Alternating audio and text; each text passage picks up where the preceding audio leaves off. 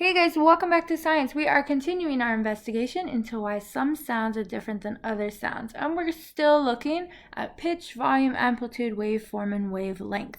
We're going to look at two sorting tools, one to show us how volume and amplitude are related, and the other to show us how wavelength and pitch are related.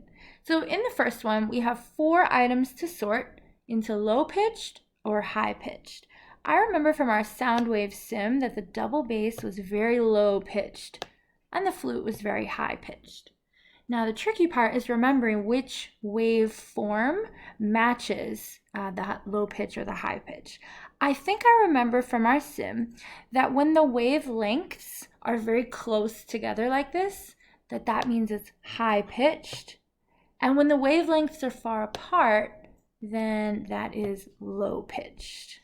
Okay, let's try the volume one as well.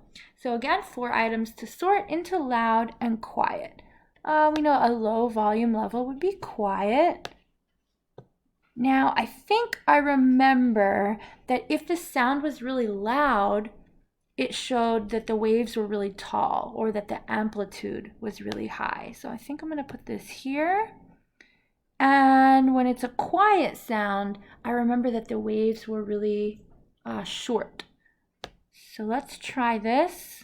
I think this is right. Let's check our work. Okay, we got it. So volume could be loud or quiet, and that relates to the amplitude or the height of the wave. So loud sounds have a high amplitude, and quiet sounds have a very small amplitude. And then pitch could be high-pitched or low-pitched, and that relates to wavelength, which is the distance between the peaks.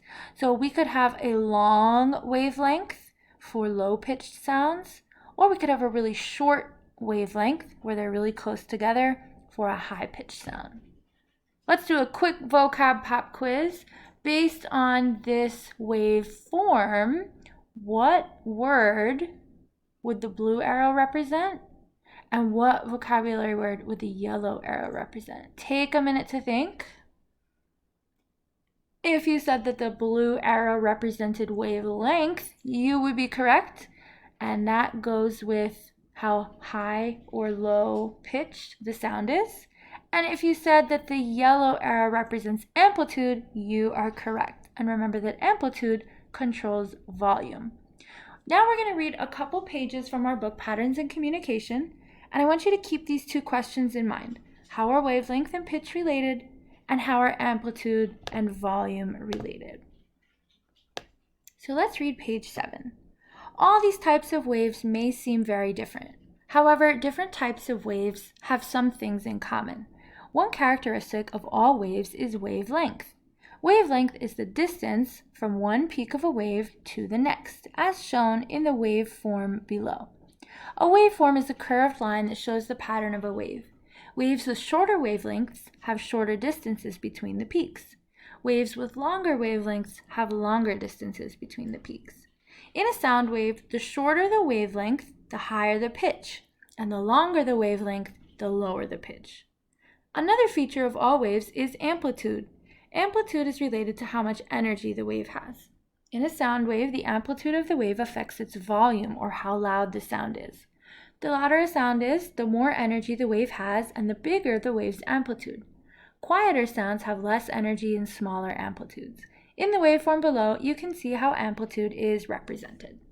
So this diagram shows that in a waveform, wavelength is the distance from one peak of a wave to the next peak.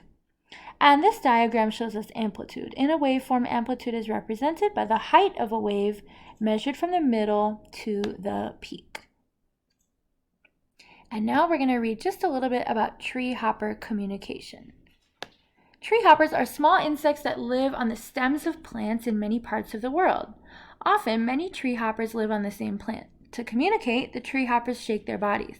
The shaking creates patterns of vibrations that travel through their legs and into the plant stem in all directions. Other tree hoppers on that plant can sense the vibrations through their own legs. Different patterns of vibrations send different messages. Some tree hoppers use vibrations to send a signal to other tree hoppers when a predator is nearby. Tree hoppers also communicate to find mates. Vibrations cause sound waves, so when tree hoppers vibrate, they make sounds. However, to a person, the tree hoppers would sound completely silent. Tree hopper vibrations travel only through the plant. Almost no sound travels through the air, so the vibrations do not make sound that the human ear can hear. Still, these vibrations are sound waves.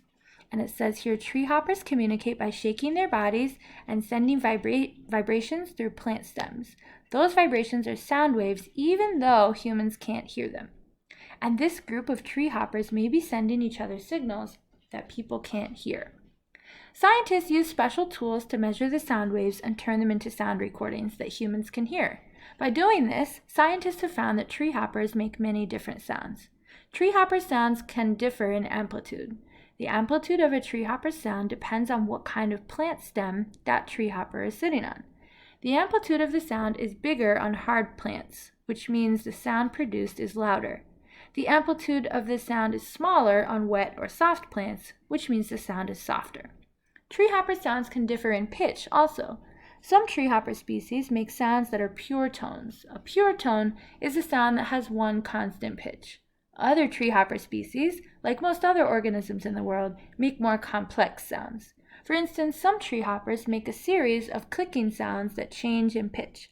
Complex sounds can be made up of many pure tones together with different pitches happening all at once. So I want you to think to yourself, based on what we just read, how are wavelength and pitch related, and how are amplitude and volume related?